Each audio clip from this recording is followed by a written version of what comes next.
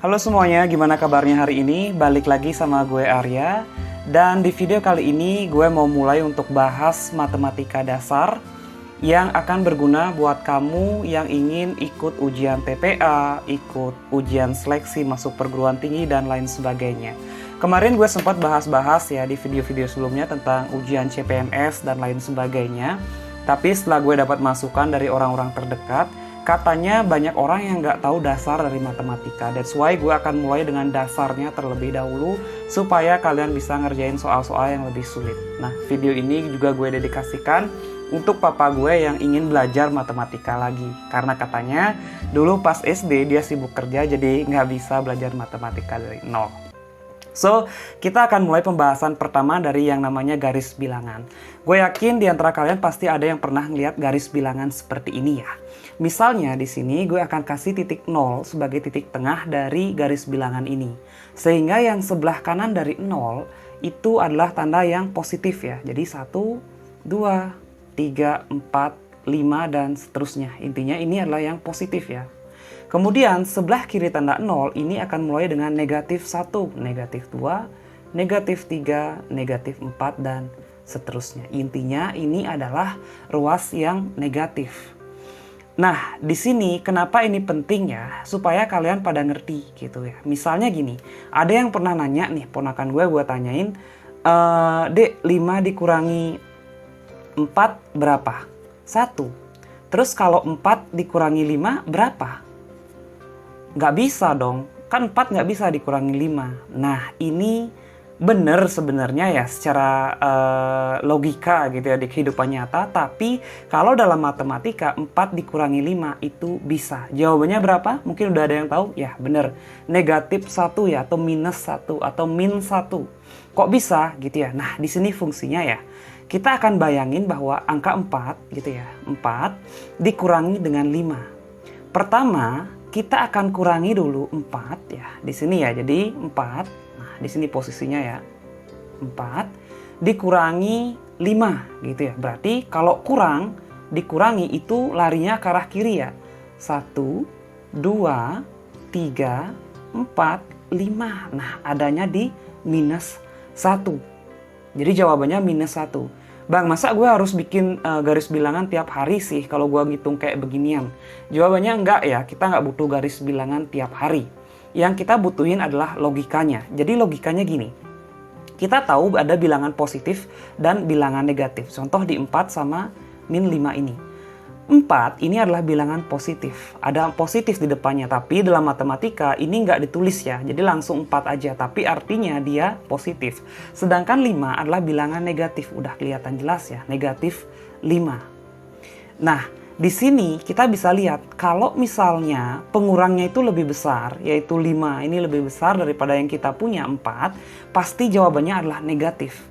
Pertanyaannya negatif berapa gitu ya? Caranya ya udah 5 kita kurangi dengan 4, yaitu 1. Ada yang masih bingung? Kalau masih bingung, gue tambahin contohnya. Ibaratnya gini, kita punya duit 4 ya.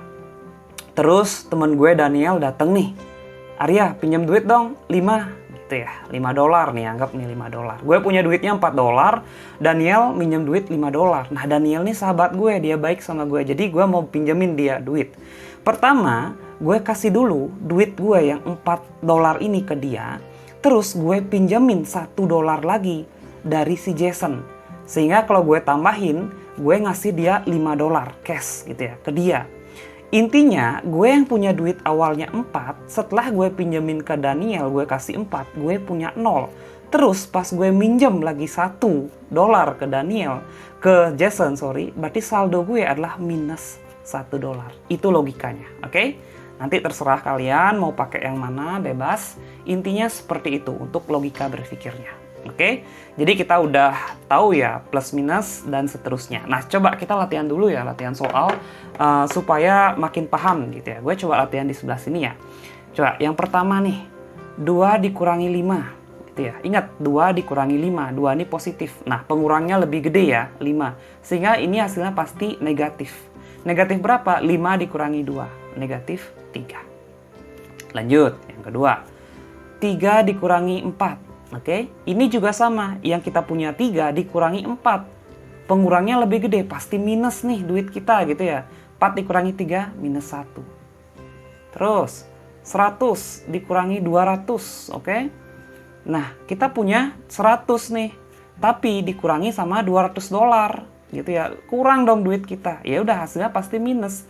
Minus berapa? 200 dikurangi 100, minus 100. Gue yakin sekarang kalian pasti ngerti dengan jelas ya konsep ini ya. Nah, sekarang kita akan masuk ke desimal seperti di video short yang udah gue upload ya kemarin ya.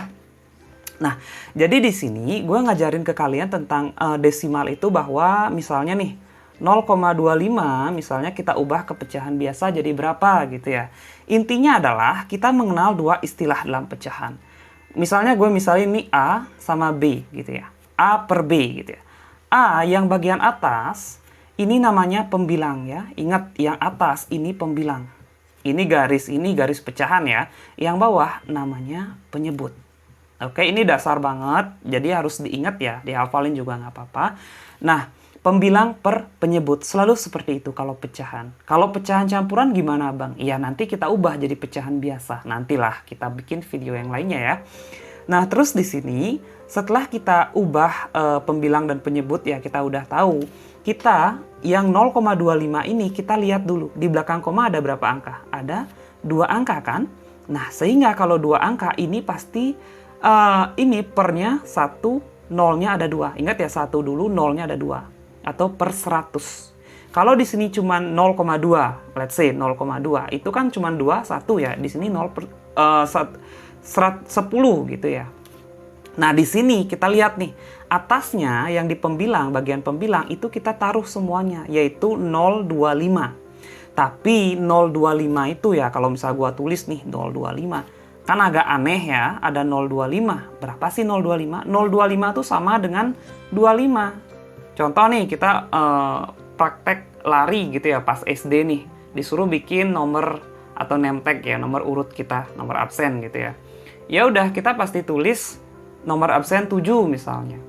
Kita tulisnya 07 gitu ya. Kita tulis nih 07 gitu ya. Ada yang 09 gitu ya.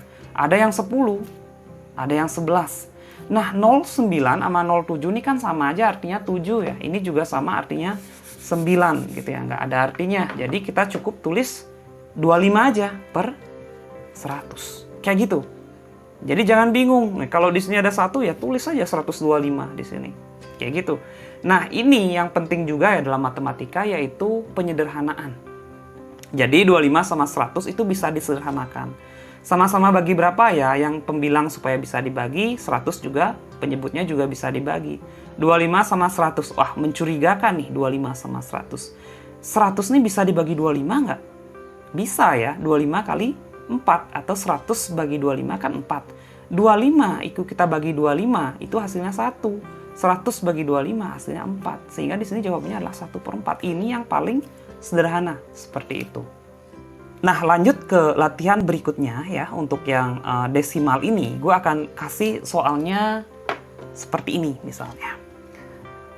11,25. Nah, ini kalau didesimalkan berapa gitu ya. 11,25 caranya sama. Kasih garis dulu, panjangin dikit nggak apa-apa. Hitung nih, lihat nih, 2 angka di belakang koma ya. 1, 2. Berarti ini 1/100. Oke. Terus kita tulis atasnya. Semua tulis 11,25. 11,25 per 100 gitu ya. Nah, coba ini kalian sederhanakan ya sampai bentuk paling sederhana. Tulis jawabannya di kolom komentar. Dan kalau kalian suka video semacam ini, silahkan klik subscribe dan juga like ya video ini. Tapi yang penting adalah komen di kolom komentar gitu ya. Karena gue pengen lihat kalian udah paham belum ini untuk menyederhanakan ini. Lah Bang, emang penting banget ya menyederhanakan? Iya, kalau misalnya di SD gitu ya. Misalnya yang nonton video gue ini adalah mama muda atau papa muda gitu ya, nanti anaknya SD pengen nanya ke kita materi kayak gini, nah kita kan bisa dengan percaya diri ngajarin gitu ya. Feel-nya ngajarin anak sendiri sama ngelesin anak tuh beda banget, serius. Kalau gue jadi papa bisa ngajarin secara langsung ke anak gue, pasti rasanya bangga banget gitu ya, nggak ada salahnya untuk belajar. Di SD itu biasanya mereka bakal nanya gurunya bentuk sederhana, paling sederhana gitu ya. Ini kita sederhanain gitu. Misalnya kita mulai dengan membagi 2, membagi 3, membagi 5 dan seterusnya. Itu caranya gitu ya. Nah, lebih jauh lagi sebenarnya fungsinya nanti ketika kalian udah bisa mengubah pecahan desimal ke pecahan biasa itu ya. Jadi ini desimal namanya. Ini pecahan biasa adalah ada perhitungan gitu ya. Jadi biasanya ada perhitungannya juga gitu ya. Perhitungan pecahan. Misalnya nih, kita coba ya perhitungan pecahannya gini. 2,5 ditambah berapa ya? 3/10 dikurangi 1,2 sama dengan berapa? Nah, kayak gini. Jadi tipsnya adalah kita ubah dulu 2,5 ini ke pecahan biasa, seperti biasa. Gimana? Satu angka di belakang koma berarti per 10. Terus atasnya tulis 25. Terus ditambah sama 3/10. Ini. Dikurangi sama 1,2. 1,2 juga sama ya, kita buat dulu. Satu angka di belakang koma. Atasnya 12. Kayak gini. Oke? Nah, karena ini udah sama ya, penyebutnya udah sama, ini bisa langsung dikerjain. Cara ngerjainnya gimana, Bang? Ini ya, 25 ditambah 3 dikurangi 12/10. Atau kalau misalnya, dulu ya gua diajarin sama guru SD gua, jadi dia nulis kayak gini. 25 ditambah 3 dikurangi 12/10. Jadi kita lebih gampang gitu buat ngeliatnya, prosesnya gitu ya. Jadi 25 tambah 3, 28. 28 dikurangi 12 berapa? Ayo, 28 dikurangi 12. 16 ya. 16/10. 16/10 kita sederhanain sama-sama bagi 2. 8/5. Selesai. Nah, itu contohnya ya. Jadi penerapan untuk pecahan desimal tuh banyak banget gitu ya. Jadi nggak ada salahnya buat kita belajar gimana untuk mengubah pecahan desimal jadi pecahan biasa. Gitu ya. Dan kalau misalnya ada yang nanya, kita nyederhanain itu sampai berapa ya Bang ya? Gitu ya, ada yang nanya seperti itu. Misalnya nih ya, contoh-contoh let's say ya, kita ada soal gitu ya misalnya. Soalnya ini adalah soal pilihan ganda. Gitu ya. Di pilihan ganda itu soalnya bilang bahwa intinya gitu ya, kita setelah bla bla bla kita hitung, kita ketemu hasilnya itu adalah berapa ya? 25/100, anggap deh ini ya. Kita ketemu 25/100. Sedangkan di option itu adanya yang A. A itu adanya berapa ya? 5/20. B itu option B itu 2/4. Option C 3/4. Option D itu 4/4. Nah, kayak gini ya misalnya. Nah, kalau misalnya kayak gini gitu ya, kita kan otomatis berusaha menyederhanakan gitu ya. Gue ambil contoh yang di sini ya, 25/100. Nah, kita coba tulis di sini, 25/100. Kita sederhanakan kayak tadi, ya udah Bang, gue bagi sama 25, langsung gue bagi 25, berarti kan 1/4. Sedangkan di option nggak ada 1/4, lihat, 2/4, 3/4, 4/4. Artinya apa? Demand dari soal atau permintaan soal adalah sesuaikan dengan optionnya. Jadi di optionnya cuman ada, nggak ada 1/4. Jadi coba kita bagi 5 dulu gitu ya. Slow ya, jadi jangan langsung dibagi 25. Kita bagi sama 5 dulu. 25 bagi 5 berapa? 5. 100 bagi 5, 20. Nah, ini yang ada di option. Jadi jawabannya yang A. Kayak gitu. Oke, jadi disesuaikan penyederhanaannya tuh sampai mana kalau di pilihan ganda. Kalau misalnya ini esai, sederhanakan sampai bentuk yang paling sederhana, yaitu 1/4. Seperti itu. Hopefully, video ini bisa membantu kalian yang lagi belajar. Tetap semangat, nggak ada kata terlambat untuk belajar. Dan ingat komentarnya untuk tadi yang gua tanyain yang ini, dan subscribe and like-nya kalau kalian suka video seperti ini. Thank you so much and see you in the next video.